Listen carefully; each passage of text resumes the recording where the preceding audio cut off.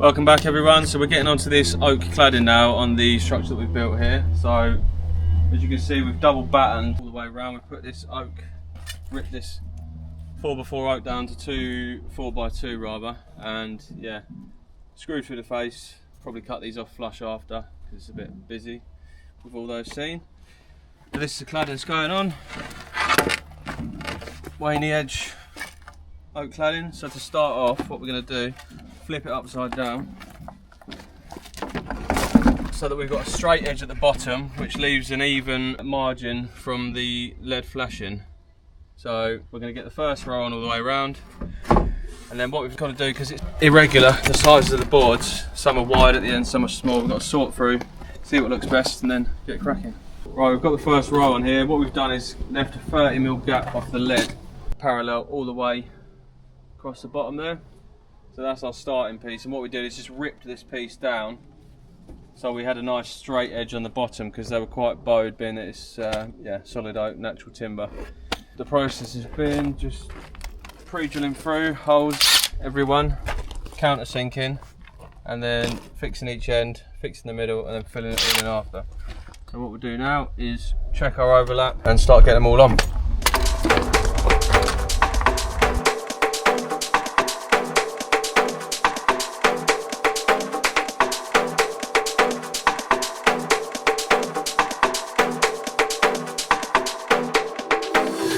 It cannot hold, overflows, become one. Now work it, don't just stop. Let me see you pop at the barbershop. Work it, cannot hold, overflows, become one. Now work it, don't just stop. Let me see you pop. Getting ready for the show, little soldiers in a row. Watch them closely when they go, go, go. Falling in and out of low, little soldiers in a row. You can't hate them anymore. Right, so we've got a few rows on, as you can see. It's taken a bit longer than expected due to the fact that we're trying to match up the waves of each row, if you see what I mean here. So you can see this is a board, there's a join, and we've sort of matched the bark up at this point, so it's a smooth transition. Same there and over there. But then as we've come up the rows, as you can see, like we've got a small difference there, a big one here, another bigger one here. Reason being is because when you try and match these up, being that the boards are so different, let me explain it a bit better. So, right, we've laid a load of boards out now to sort through them in size order. The best way to have a datum for each row, you'd have this straight edge lining up. You know, that's what we've done for some of the rows. But if you line this up so that the waves look right, obviously you've got a massive difference up here. So to then set your next row to hide the fixings and have the correct overlap at the smallest point is quite tricky. So moving forward, we are going to try and just keep sorting through, even though it's time consuming, and getting it right like this first time, having that difference on the top. You know, because if you can see here, these ones that have met nicely, we've got a straight line all the way across. We can measure up equally and have the correct overlap. Anyway, the solution to make this look right and better, I'll, at the end, once we've got all the cladding on, mark a gradual curve, and we'll chisel that off and ease that in to make it transition nicer. Same with here, a gradual curve matching what is on the board, and chisel that off. As I say, it was taking too long, we just had to get some more on. But moving forward now, we've laid all the boards out, as you can see here. Well, not all of them, there's still a load over there, but this is a pile of smaller ones. We've got bigger ones over there. So we're gonna have to try and match them up as well as we can. And yeah, carry on with it. I'll show you around here as well. So we've put the first board on each of these panels. This will be a lot easier because none of them are meeting. So it'll just be a full board, full board, full board, up until when it gets above the door there. Same with this panel here.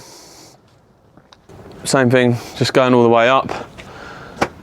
And then underneath this canopy, we've got some different tongue groove cladding here, which will just be face fixed with some stainless steel screws, and each board will connect in there. So yeah, let's carry on with the larger section over there.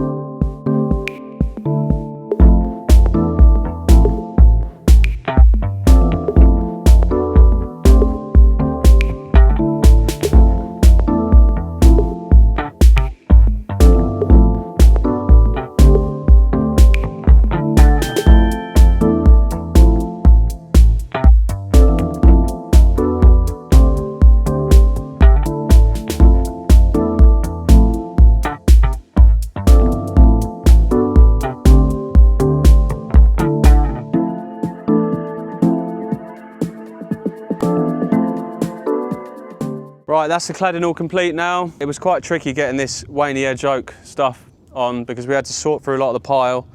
A lot of the boards are very different to each other in that, you know, some are wide, some are small. As you saw previously in the video, you know, some of them were a bit lower, we had no choice, so we've chiseled them off so the waves, if you like, all match up now. A few areas that was here, there, a few dotted about, but now, as I say, it does look a bit more in keeping. We've cut the plugs off here, so we fixed behind there, plugged to hide the fixing heads, sanded that off just to make it look a bit nicer.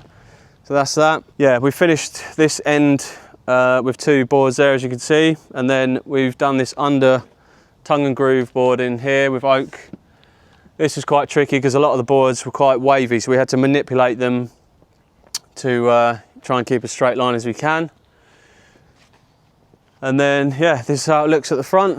So we've got a double, well, stepped fascia detail here, as you can see. So what we've done behind the second top one is put some vertical battens so that we can put a aluminium vent above that, which we've done, which prevents any insects getting in, but also allows ventilation to pass from this end to the far end of the building, which means the roof won't sweat because it's a cold deck roof. So that's that. So all in all, very pleased. All the pegs are cut off in unison, so about 18mm off the face of the oak.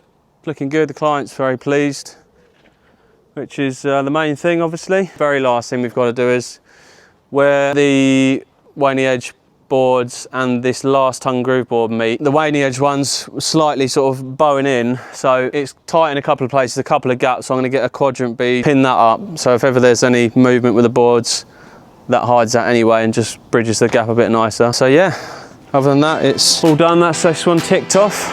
So thanks for watching this one, and I will see you next time.